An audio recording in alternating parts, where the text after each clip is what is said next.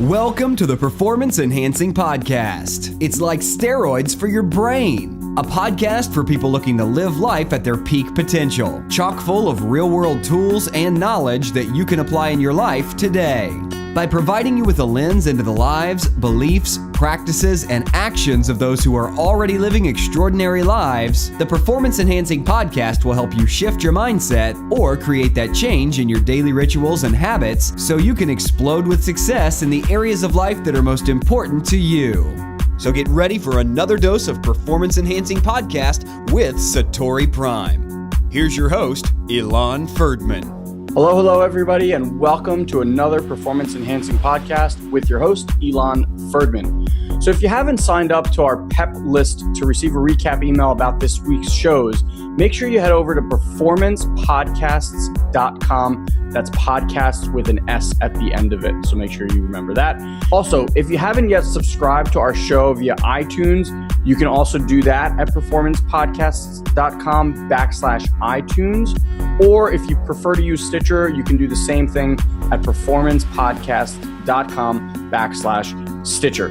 And remember, we have new episodes coming out every Monday and Thursday morning, so you can grab those then. Lastly, if you want to keep up with everything that we do at SatoriPrime, you can always head over to our main site, SatoriPrime.com, and roam around. We have a ton of free content that we constantly update.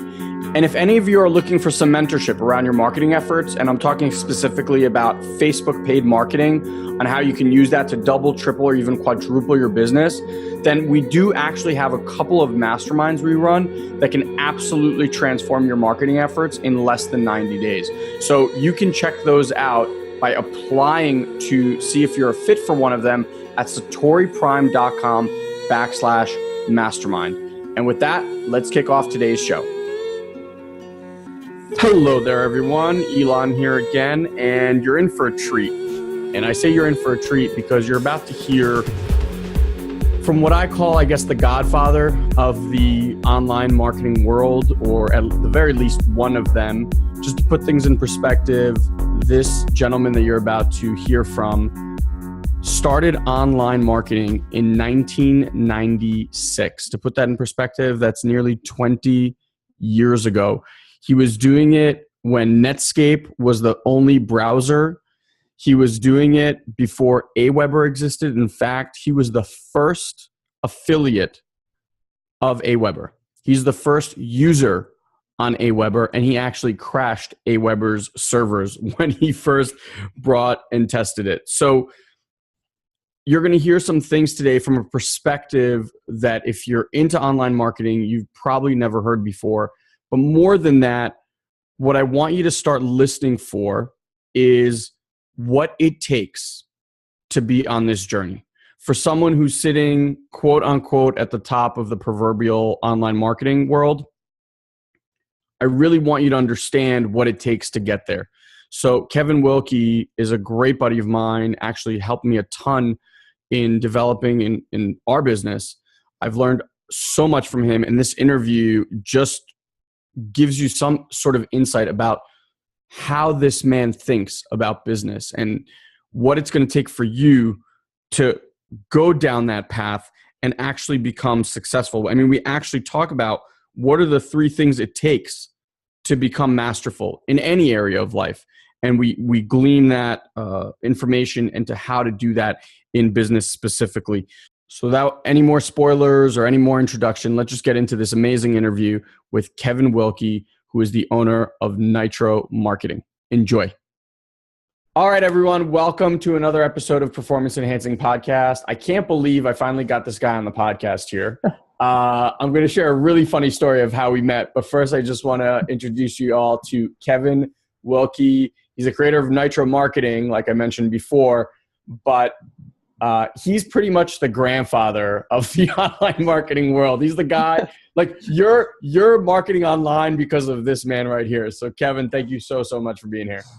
Oh, thanks, Ilan. I appreciate it. I'm really excited about this. And I think I'd rather be called Godfather than Grandfather. Grandfather just sounds yes, old. I think I messed that up. Godfather. That's a very good point. So real quick, before you tell your stories of how you got started and stuff like that, I just want to share a quick story about first time I meet Kevin. We're at a dinner and it was kind of like a marketer's dinner. So a bunch of us are sitting there, and Kevin, when I met him, was much shyer than he is today, even though he calls himself an introvert. But he's definitely, it was like sitting across this table from this guy, and I'm trying to figure out what he does. And then he shares this one story about his buddy who created Aweber. So like any one of you that's in the online marketing world, you know how big that is. So his buddy created it and asked Kevin to basically be the first person to help him market it. And Kevin was the #1 affiliate for Aweber, like the first affiliate ever. And when he started sending traffic, he actually crashed the Aweber system. So he's telling me this story, and I'm like, wait, what? And that's when I knew I was sitting across someone who is literally like a legend in this, in the online world. So that was my first interaction with Kevin, and we've gotten to know each other really well and become really good friends. So amazing to have you here, my man. The funny part is I thought that was like me being in an outgoing conversation. So just imagine me like this is several years ago. Yeah, this was probably like a year and a half, 2 years ago almost. Yeah. Yeah. Awesome. So you saw the outgoing side of me then compared to like where I was a few years ago. Yeah, for sure. For sure. And listen, we all grow and change and develop. And I know you've done a lot of personal growth in these last couple of years as well. So here's where I kind of want to start because you have an amazing ability to, from a very, very young age, as I learned, to systemize businesses, to really just see how they operate, how to make them successful. But I think one of my favorite stories is when you were selling golf balls. So can we just start there? Because I think some people, we always say entrepreneurs are born. In Kevin's case, it couldn't be truer. So can you just tell that story? I think it's just amazing. Yeah, well, I don't think I was born an entrepreneur, but it was born out of a desire for something greater than I was living. So growing up on a farm in small town Iowa, I was bad profession to be in. So I saw my parents struggle financially. And I saw it was like for them to constantly argue over lack of money, how it was for me as a kid to live in that environment. So I got in my brain, that's not what I want, which I was very fortunate. Most people just accept that's life. And somehow along the way, I realized, you know what, having my own business is the pathway out of it. So when I was 14 years old, I started a used golf ball stand out of the backyard of our farm. They built the back nine on the woods that ran next to our farm. So every night I'd take a 5-gallon bucket, walk through the woods, because if you hit it off the fairway, there's absolutely no way you're going to go get those balls. So I get a 5-gallon bucket, fill it up every night, wash the balls. And back then, I was extremely quiet, shy, low confidence, low self-esteem. So the idea of going out and selling the balls to actual people and have conversations with people I didn't know was beyond fathomable. So I recruited my little brother. He was 7 years old, and he's a cute kid that wouldn't let anybody pass the 13th tee without asking him to buy golf balls. They can't turn down a cute little 7-year-old kid. So we made about $2,000 each summer selling golf balls. And I'm a very, like you said, kind of systems guy, very structured. So I would take an inventory of all the types of balls that we had. In my notebook, I was how many did we have? How many did we sell each day? What type did we sell? And I got clear on what were the best selling types of balls. So we'd have those at a higher price. And then also the most popular, I would always limit the inventory to create a sense of scarcity as people walk by. And just repeat, how old were you during this? 14. 14. He's creating scarcity and tracking. Split testing pricing, all kinds of stuff, and outsourcing to my brother. But then that was also my first failed partnership. When he decided he didn't want to sell golf balls anymore, then the business fell apart. Now, remember, you told me also that at some point you were okay, I want to scale this business because it was going really, really great. What did you decide to scale this business? So the entrepreneurial mind was kicking in. Man, we're doing so well selling here. There is a pond. So if I could figure out how to get all the balls out of that pond that everybody's hitting into, I would double or triple my inventory. So I was like looking through golf magazines to figure out how can we like get balls out of there. So I bought some like ball retrievers, and I read that you could like scuba dive. It was the best thing. So I was trying to figure out how you could do that. And then I like, you know what, if we get all this inventory, maybe we can expand and like do this at other golf courses. Like I had this whole like growth plan planned out when I was 14. Amazing. Amazing. I love that story. I remember when you first told it to me, I was like, wait a second, you were tracking and scaling and figuring out which balls sold more. I was like, it's shocking. So it was ingrained in you at some level. Yeah. So then obviously, when did you start Nitro Marketing?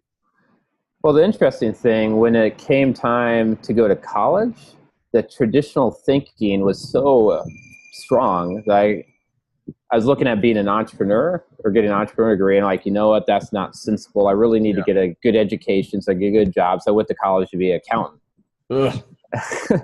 Because that was the sensible thing to do, even though my dream and heart was saying I should like take this entrepreneurial path in college. And fortunately, my sophomore year is in 1996. I realized if I did that for the rest of my year, I'd be absolutely miserable. So the internet just started coming out. Netscape came out with the first browser that year. I'm looking, I was like, man, this crazy thing, this internet thing, might stick around for a while. So maybe I should figure out a way to make money with that. So that's how I got started in online marketing in 96 in college. Wow. Just to put things in perspective for everyone. So what was the first thing that you were doing? I mean, what was even possible back then? So back then, how I got kind of introduced to entrepreneurship was through network marketing. And like I couldn't talk to anybody. So the internet was like, maybe I could find people on this internet to sign up to my thing. So that's when I started doing online marketing. So in the very first pay-per-click search engine that ever came out was called GoTo.com. So back in the late 90s, the idea of paying for ranking a search engine was just like the people were like up in arms about this. It's like not accepted whatsoever. But I was buying clicks to my site for like 2 cents each, 3 cents each. That would now cost like $5, $10. Yeah. And then they were opting into my web form. And back then we'd have autoresponders. So they would opt in, and I'd put them on a group in my email client, Eudora. And then I'd like manually send follow-up messages to these people and build out this whole system. Like I was like the Wizard of Oz behind the curtain trying to make it work. So when Tom came out with Aweber, it was awesome. He wanted me to beta test it. So like I took all the stuff I was manually doing, put it in there, and he wasn't quite ready for like hundreds of people to instantly start going through. So like it broke Aweber. But that was a big changer of like follow-up autoresponders. And I never got good at the like communication, like the one-on-one side of that business, but I got extremely good at generating leads. I was generating leads for like 5 cents each, 10 cents each that were like opting in at my site about whatever I was offering. And out of that came the idea of like, you know what, I bet there's other people that would benefit from what I'm doing. So I created my first product teaching what was working for me as far as generating leads so other people could do it. And I've always like been hardwired that as soon as I learn something, I just want to like share it to other people. That's just like get something, I see success, I want to pass it on to others so they can have the same results, but without any of the struggle that I'd always have to go through. Yeah. It's interesting. I find that to be a lot of the people, even that we are in our circles, are very similar. They're all of the mindset of like, it's not mine, it's everyone's. I just happen to figure something out. Let me at least share it with people. It's a good sign of a master, I think. Well, what I've learned over the years of doing that is there's a number of like great benefits. I mean, one, like if you're making money doing that's nice, but way more valuable is when you take what you're naturally doing and now have to teach it to somebody else. You look at what you're doing in a different way, and it makes you significantly better at what you're doing because you're consciously figuring out how you're doing it, how you can pass it on to others. Yeah. So that's like the first level. The second level, when you teach other people to do something, they're going to go out and do it. in their own unique way because they're all unique individuals. Yeah. And then when they report back their unique ways of doing it, what's working for them that you never would have thought of, you now get the benefit of all these other people improving your method that you can now use yourself. Yeah, 100%. I always said you will gain mastery when you're able to teach others, because it's like one thing to know it, it's another thing to teach it. But I also like what you said, because we use this analogy. It's like, and we were talking about this before, you're like in dance classes. So, when you like first go to dance, you're in your head and you're just counting the steps. So like your head's down and you're kind of like 1, 2, 3, 4. But after a while, you stop looking down, but you're still counting in your head, like you're not doing it with your lips. And then after a while, you get to a point where you can go to a club and a song comes on and you're just like, ad-libbing and moves here and you're not really thinking, you're just kind of feeling the music. And that's when people get that creativity, like their unique style. Everyone dances different. It doesn't matter. We can all learn the same, but you're all going to do it differently. I think marketing is also the same thing. So it's really, a great book that really helped me have like a framework about this whole learning process is called The Talent Code. The Talent Code? Yeah. They analyze like peak performers that were like naturally gifted, but they became like the best at what they do. Or like groups of like places where they have these pockets of just phenomenal athletes or performers in a certain area. And they identified the 3 components that were always present. So the first one is like a burning desire, like a big reason why they wanted to do it.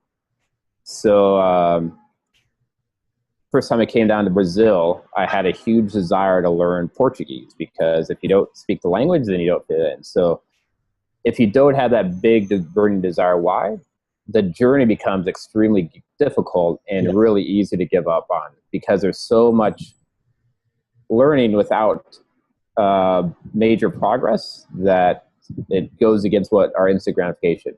The second is they all had master coaching that would guide them along the way and teaching them like a proven method to follow.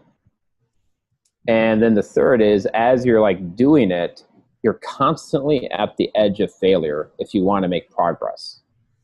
So you're like always pushing yourself forward, like learning to dance, like looking down, trying to figure it out. And it's like constant like frustration, but it's through that frustration that you're creating the neural pathways in your brain and putting it all together and creating the muscle memory and all these things.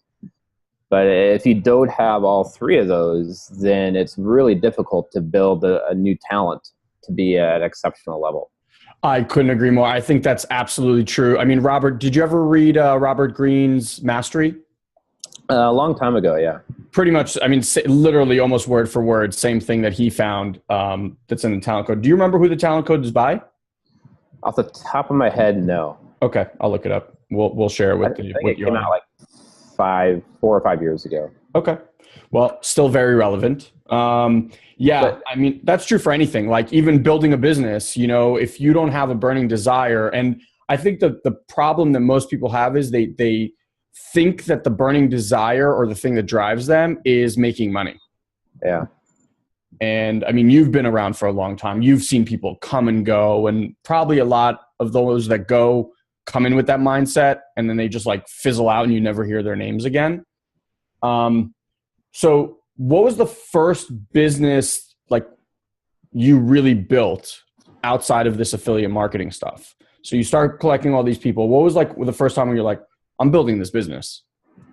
Well, I'll tell a kind of precursor story. Sure. That was like one of the key defining points in my entrepreneurial journey. So up like the first 3 years, I was doing a lot but making very little. Yeah. And that's kind of a typical journey of an entrepreneur, is several years of figuring it out and struggling and learning curve and all this stuff. So I was wait, hold on.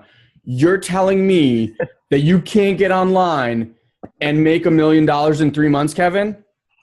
Unfortunately, no. Really? Oh. All right. Sorry, guys. So I graduated in 1999, and I decided I wasn't going to go get a job as an accountant and go down that route. Like, I was going to fully commit myself to this entrepreneurial thing. But my business was only making a couple $100s a month at that point in time. Okay. And then that first year out of college, I had 2 part-time jobs just to try and make a little extra money. And my first year, I met with 2 part-time things. My business, I made less than $5,000. So as you can imagine, trying to live in Dallas on like that kind of money just does not work. So I lived off of credit cards. And I remember the day that I got my statement in the mail one morning that told me my last credit card was maxed out, which means I was completely out of options to even like buy food, let alone pay my rent, like do anything. And Wow. I freaked out because I just saw my world coming to an end. And I jumped in my car, because one of my part-time things was go evaluate Subway stores. So I figured if I could do a couple stores, I'd make a couple $100s, and at least that's better than nothing. So I'm driving down rush hour traffic in the middle of Dallas, and within 5 minutes, because I was completely unfocused about anything except my world coming in, I crashed into the car in front of me and totaled my car. Wow. So now the only option of driving to evaluate these stores was taken away from me as well. So I somehow made a bad situation absolutely worse. Wow. So I'm sitting at home and just wondering, like, what in the world am I doing with my life? And this was, I'm asking myself, am I just crazy for like believing this dream that I could be an entrepreneur and create my own business and live the life I want, versus going and getting a job like all my friends? They drive new cars, they live in brand new apartments, and I'm in this like crappy 400 square foot thing driving an 86 Buick Century. And so in that moment of like complete despair, like crying and just like, why is this my life? I had to ask myself, am I willing to like fully commit to this or not? Am I going to give up on my hopes and dreams, or am I, no matter what, that's more important than anything else, than the current reality or what I have to do or that? And fortunately, I made a good decision, which no matter what, my hopes and dreams are more important than anything, and I'm going to do whatever it takes. But I realized up until that point, I was playing business. I wasn't doing the business. I was doing enough to kind of move forward, but I wasn't like in that form of mastery, constantly pushing myself to the edge of failure, and doing whatever it took to really create growth. So I think that's all of us, I believe, get to some point where it's a fork in the road. Yeah. It's either I'm done or I'm all in. Yep. 100%. I just, do you know Scott Britton? Yes. Yeah. I just actually had this literally same exact conversation with him. And he asked me to share mine on the interview with him. I couldn't agree more. So that, I'd never heard that story. That's incredible. So now what do you do? So your car's crashed. You can't do anything. You got no money. What now? I'm sitting in my apartment that has no furniture. Well, the only furniture I had, I bought on layaway that I'm now paying like astronomical like interest rates on. It's crazy. And made the decision, you know what, no matter what, I'm going to do this. And then I walked to go pick up my car because and they told me I was lucky. The radiator was not broken, which meant the car was going to be totaled. Okay. So the insurance company gave me a check for like $1,000 for my totaled car. It cost me a couple $100s to fix it. So I had like $600 left over, which meant I could pay the rent and buy some groceries and like survive another month. Wow. And from that point forward, I was fully committed to like, you know what, I'm going to do whatever it takes. And it was a couple months later that I got the idea of like, why don't I bundle up what I'm really successful at doing, which is generating leads, and sell it to other people that could benefit from this. And I created my first product. I wrote my first sales letter. Like I did all the stuff I never did before in 2 weeks. And then I made $1,000 that first month. And then within a couple months, I had my first $10,000 a month. And then I got my first client. So I learned how to do all this stuff. And then somebody that came along, he's an offline author. He had no idea how to sell stuff online. I knew how to sell stuff online. I just didn't have the right opportunity, the big enough opportunity. So we partnered together, I wrote a sales letter for them, set up a shopping cart, a merchant account, email autoresponder, all these things in like a couple weeks. Launched it in our first 6 weeks. We did $112,000 together. Wow. And that business continued to do anywhere from like $30,000 to $60,000 a month moving forward for a number of years. Amazing. It's interesting. It's like, I think what you're alluding to is that mindset shift that has to happen. And I think what most people do is they resist it. Like, so I think it could go two ways, right? So you have that cataclysmic event. I think every entrepreneur had some sort of event where really it's like you have to make a choice and it's now or never. And I think where a lot of people stop, I mean, most people stop way before that, but a lot of people stop is they will look at that situation and be like, you know, God, universe, whatever the heck they believe in is like telling me that my life is in the toilet and like I got to get my shit together and blah, blah, blah. I think it's the crazy ones, like the ones that truly become successful, the entrepreneurs that are just like, you know what? No, not even this is going to stop me. Yeah. And it's always, you know, that line, it's always darkest right before it's always darkest right before it like clears up. And then people get to that point and they either look at it as like, this is the end of the world, or this is like, it gets so much harder right at the end. It's like the universe going, are you sure you want this, Kevin? Like, you sure you want this life? And you're like, you know what? F it. I'm going to stay in here no matter what. Like, I'm going to do this whether you believe in me or not. So that's totally a really cool story. How did you learn all this stuff? Because at the time, I mean, right now there's like YouTube and trainings. I mean, Google, like there's everything. How did you learn all this stuff during that time? Well, real quick to kind of piggyback on what you're talking about, like having helped thousands of people be successful online, what I've come to realize is most people, if they're new to like having a business or doing online business or any of this, they view the success curve of like, if you have time invested on one axis and then your results on the vertical axis, it's kind of like this, put in some time and you start seeing results and like this nice like upward curve, because that's how the rest of life works. If you go get a job, you put in time and you get paid for that time. And that's just like our entire life has been programmed. That's what normal is, but that's the exact opposite of what being an entrepreneur is. So what it really is you put in a lot of time, see very little results, and then eventually you get to this point, this hook point, where all the things that you're learning and doing and struggling and pushing yourself forward, like all this stuff, it just like magically comes together in your mind, and all of a sudden a whole new future opens up. And instead of like small incremental growth, you have this massive fast growth. So that's how I went from making a couple $100 to then I had my first 1,000, and then before I know it, in a couple of months, I went from a couple thousand to now $100,000, because it all just came together.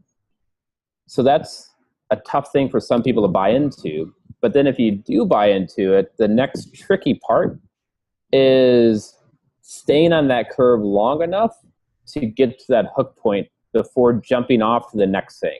Yeah. Because you're like staying out, putting this time, it's not working. You know, you need like this delayed gratification, but you know, maybe this isn't the right thing for me. Let me go try this. And then when you try something else, you almost like reset that curve to the beginning. And now you have the same, almost the same amount of time and everything you have to invest in it before you get to that point. And the next one, you give yourself less time the second time you make that jump. Yeah. And the third time, even less time. And before you know it, you're stuck in this loop of putting a little time, not working, jump to the next thing. And you're like this hopping around from thing to thing. And you can never give yourself the time, the focus, and to get to that hook point where it takes off. Yeah, it's so true. I mean, I would actually say that it's not even like this. I think you kind of like you're puckering along, and then like you're doing work and you'll see like results. And then at some point it like crashes really hard. Kind of like, you literally crashed, but it dips right before it comes back up, like, and it dips hard. And I think that's where most people, somewhere along that dip, is when, like you said, they'll either go back to the beginning to try something new. They'll be like, oh no, this doesn't work. Or that's where they quit. Yeah. But that's where true success happens. And I think that's true for anything. It's like, whether you're an athlete or whatever, you know, even if an athlete's really successful and then they want to go to the next level, they're going to have to take on some mentoring and coaching, right? And that mentor or coach is going to have them start doing something completely different than they've maybe done for the last 10, 15 years.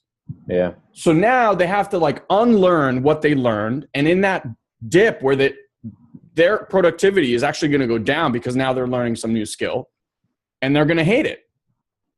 But only the true greats understand that I'm going to go down here, but that's going to send me up here. Just out of curiosity, how long were you on that path from the time you started till the time you had like your first $10,000 month? So I started in 96, the end of 96. I graduated in 1999. I had that year of failure and then it took off. 4 years, basically. 90, like 4.5 years, I believe. It's interesting. I've kind of, this is just like after having done a whole bunch of interviews and talking to a lot of entrepreneurs, I find that somewhere in between year like 3.5 to 4.5 of all these entrepreneurs, something happens. And it's like you were saying, that like uptick happens somewhere in that time. And I wasn't really certain why. And then some guy said to me the other day, he goes, most entrepreneurs, when they're building these businesses, are just obsessed. And they'll spend, like 12, 14, 16-hour days, 7 days a week for whatever, 3-4 years. Yeah. And he goes, if you actually do that math, you'll find that somewhere in between that 3 to like 4.5, it depends on how many days and hours a week you work, but you're going to reach 10,000 hours. Yeah. And that's kind of like what everyone talks about, the mastery level, right? So I think that's where you're talking about, like where everything just comes together and your brain just starts seeing all the puzzle pieces as one and you start seeing the picture. It's almost like seeing the Matrix. Yeah, that's a good point. I mean, I was obsessed about, that was the most important thing in my life. I'd spend all my time on that. I mean, I didn't really do anything else.